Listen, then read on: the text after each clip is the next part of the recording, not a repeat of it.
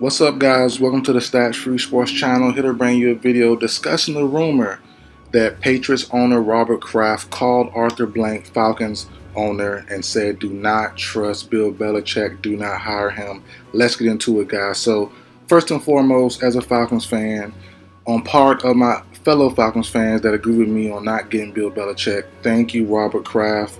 I appreciate your kind words. Before I get into the rumors and the actual quotes and everything, let me start on where I come from.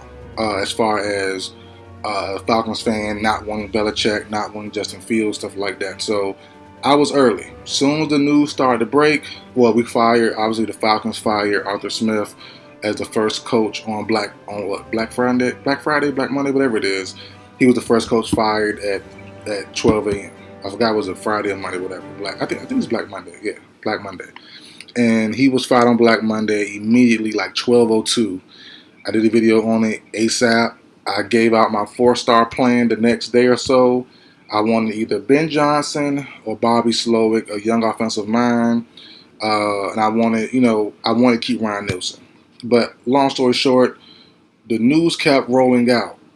Bill Belichick, Bill Belichick, day by day. Every Falcons beat writer, everyone that's in the know, ESPN, FS1, wherever you get your sports news from, everyone continued to say Bill Belichick to the Falcons. And I just wasn't with it. So I did a full video on it. Why not Bill Belichick? And, we didn't go with Bill Belichick. We went with Raheem Morris, former coordinator for the Falcons a couple years ago. Lately was with the Rams, former head coach of the Bucks a while ago. So I'm cool there. We got our young guy. We didn't get Ben Johnson or Slowick, but we got a young guy that's up and coming as a play caller in Zach Robinson, who will be our OC for this year. I think he'll be pretty good under the McVay tree from Los Angeles Rams. So I think they'll be pretty solid there. So we got kind of what I wanted, a young offensive mind and a good coordinator in Raheem Morris, who won't be calling the defense, but will at least be monitoring it. The D coordinator, I forgot his name right now, but I did a video on him a couple weeks ago. I forgot his name right now. But on to the point of the video. So the rumor is Robert Kraft, Patriots owner, who won a bunch of rings with Bill Belichick, but it's also tight with Tom Brady. The rumor is he called Falcons owner Arthur Blank at least twice over the times they were vetting Bill Belichick. Because if you remember, Bill Belichick was vetted twice by the Falcons. He met with them twice. They said the meetings went great. Everything was awesome. All signs pointed to Belichick being the Falcons. And Bill Belichick camps believe that Robert Kraft, in his 2 phone calls were the deciding factor that he did not get the Falcons job. And I'm all happy for it. I'm not going to lie to you. And I'll read a quote in a minute, but get into Bill Belichick. Look, you got to respect him, one of the best D coordinators of all time. But as far as a head coach goes, forget about the rumors and his strictness and all that stuff. He's not a good team builder. He's not a good team builder as far as players go or his coaching staff. The last couple of years since Brady showed that, even the tail end of Brady years showed that as far as team building goes, players around Brady. But after Brady left, you saw the actual coaching staff was in disarray almost every year, and especially the year they had, I forgot his name now, the D coordinator, go to the OC, and come on now, he literally ruined Mac Jones. Like, Mac Jones was a Pro Bowl rookie year, and I think the Pro Bowl is kind of washed now, so he still got in, still had a good rookie season, but it wasn't the greatest rookie season. It was a good, solid, something to look forward to, and ever since then, every year from that point on, Mac Jones has gotten worse. And that's not on Mac Jones, that's to the coaching, including Bill Belichick as the head coach. He doesn't really install confidence in his team. I think in 2024, new age young men these days, new age kids, they need to be built up a certain way, most of them. And Bill Belichick, to me, isn't that guy. And the Falcons have a pretty young team. We have a veteran defense for the most part, but our offense is all pretty young. And my thinking was, if we hire Bill Belichick, who would we bring in for our OC? Josh McDaniels? Like, no. I'm cool on that. I'm happy with what we have in Raheem Morris. Zach Robinson, those guys there. I'm happy with some new looks, some new vibes, some new life. That's why I wanted Ben Johnson, Bobby Slowick, a young offensive mind that can grow with us for at least a couple years. I do expect if everything were to work out perfectly, Zach Robinson is awesome for the first 2-3 years, then leaves like how Ben Johnson was supposed to leave last couple of years, and also Slowick had one good year so far with the Texans and was a potential candidate to leave this offseason also. So I hope that's in our future as well as Zach Robinson. And that's that on that. But as far as the quotes I wanted to read, and this is, to me, this kind of stands out just in my head. So obviously the story ran by ESPN, and a spokesperson from the Patriots came out and said that obviously Robert Kraft refused the story, but this is what really stood out to me. You can find it in my notes real quick. 1 second. Here you go. Okay, so it says Robert steadfastly denies saying anything negative to Arthur Blank about Bill Belichick after Robert and Bill mutually agreed to part ways. Patriots spokesperson Stacey James said, in fact, Robert advocated for Bill to get the job. Now, my thing is the first half of that quote. And it says, Robert steadfastly denies saying anything negative to Arthur Blank about Bill Belichick.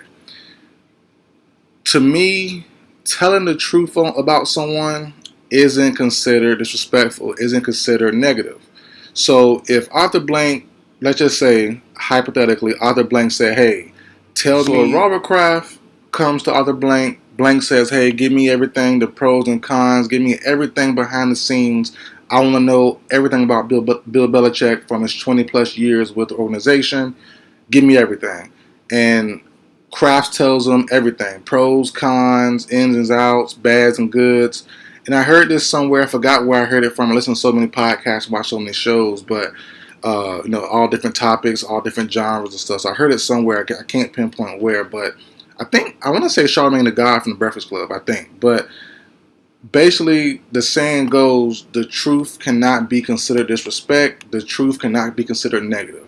So that's why the first part of that quote from Stacey Adams, the Patriots spokesperson, really stood out to me, because if Robert Kraft, told Arthur Blank the absolute truth on how Kraft sees Belichick from his POV from Belichick, that's not, to me, considered negative. That's not backstabbing Belichick. That's giving you his honest truth on Belichick. So, and also at the end, I think it ties it up. It ties it into me where it says he probably gave him everything. He gave him ins and outs, pros and cons, all that stuff. Because at the end he said, in fact, Robert Kraft even advocated for Bill to get the job. And that's I think both are possible. Both things can be true at the same time. He told him the absolute truth about Bill Belichick, but at the end or the beginning or somewhere in the middle can say, hey, I do, think he's a good guy for the job, but just let you know this is how he is. And I think that's, something that's definitely possible. It is realistic. And I think, I think that could be what happened, because everyone you would talk to on socials, on X, on Instagram, on all the shows, Bill Belichick is the guy. It was kind of a shoo-in. And I was over here hot. I was pissed off because I did not want Belichick to be our head coach. Because even if he gave up the rights to pick the coaching staff, or to pick or have personnel control on the Falcons, I still didn't love it. Because what has he shown the last 5 years or so, whatever it is, without Brady, and even at the tail end of Brady's career with the Patriots, that he's an overall great coach. Yeah, he's a great defensive mind, but I don't know about as far as a head coach in 2024. And I felt the same way back then. I'm gonna say it now. It was only a few months ago, but Bill Belichick might not get another head coaching job. He really might not, depending on his reputation behind the scenes. Hard, stern, stubborn. Plus, he's already older. Where would he go right now with his style of coaching and not rub the star players, not rub certain guys the wrong way? I don't know too many places, because, as I said earlier, these younger guys, they're not going to play for that mess. They're not going to have that stern, you know, throwback Bill Parcells style of play, style of coaching. They want, they want more modern day stuff. That's why you see more young guys getting the jobs now, more former players getting the job now. Dan Campbell's, Kevin O'Connell's from the Vikings. The list goes on. You seeing more former players, whether they were great or not. They're getting these head coaching spots now because they're more relatable. They know the kind of the modern day game, and I think Bill Belichick could be, him, Sean Payton, those guys. They might be on their last legs, and they're already. They're already. I would think, not googling it, I'm pretty sure they're mid 60s, early 60s. Sean Payton maybe late 40s, early 60s maybe. So stuff like that is, you're not really, you haven't really performed well the last few years, and also your reputation isn't the greatest either.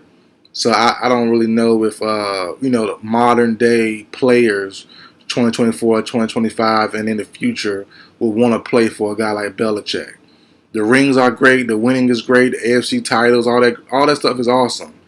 But when you get down to the nitty gritty, to the everyday ins and outs, players don't want to play for him. That's why, the players he got in free agency was the ones that he got. Even when he had money, some players were like, nah, I'm cool. I'm just gonna not go there because Belichick, and going to, let's just say next year, the Cowboys. I don't know if CD wants to play for Belichick. I don't know if Dak wants to play for Belichick. Michael Parsons. Yeah, the lore of him on defense is great, but the stringentness, the strictness, the stubbornness, the non-friendliness of Belichick might not be what's needed in certain places these days. So we'll see. We'll see how it goes.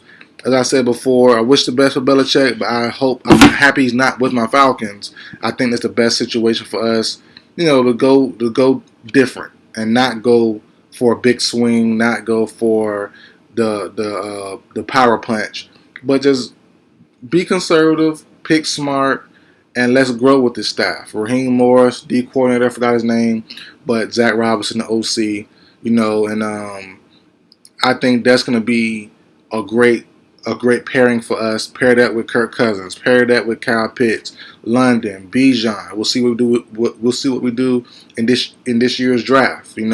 Pick 8 with a couple. I think 1 second round pick, 2/3.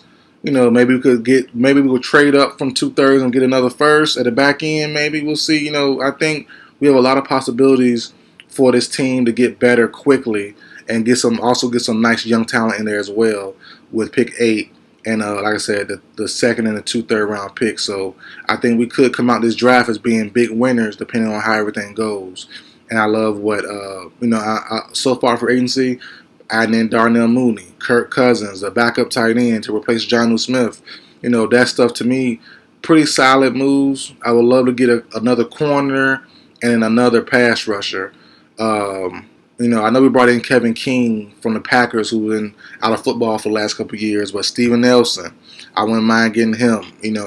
Dallas Turner, Leatu Latu, those guys like that. So we'll see what happens in the draft.